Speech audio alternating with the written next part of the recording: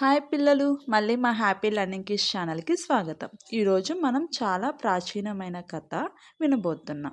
తాబేలు మరియు కుందేలు. మరి చూద్దాం మనం ఏం నేర్చుకోవచ్చు. ఒకప్పుడు ఒక వేగవంతమైన కుందేలు తన పరుగులపై చాలా గర్వంగా ఉండేది. అది ఎప్పుడు నెమ్మదిగా నడిచే తాబేలును చూస్తూ నవ్వేది. ఒకరోజు తాబేలు కుందేలును పరుగు పందానికి ఆహ్వానించింది. కుందేలు ఎంతో నమ్మకంతో అంగీకరించింది. తను తేలికగా గెలుస్తానని అనుకుని. పోటీ ప్రారంభమైంది. కుందేలు చాలా వేగంగా పరిగెత్తి తాబేలును చాలా ముందుగానే విడిచిపెట్టింది.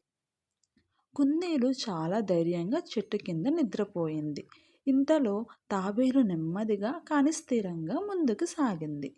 కుందేలు మేలుకొని చూసినప్పుడు తాబేలు విజయరేఖను చేరుకోవడానికి చాలా దగ్గరగా ఉంది.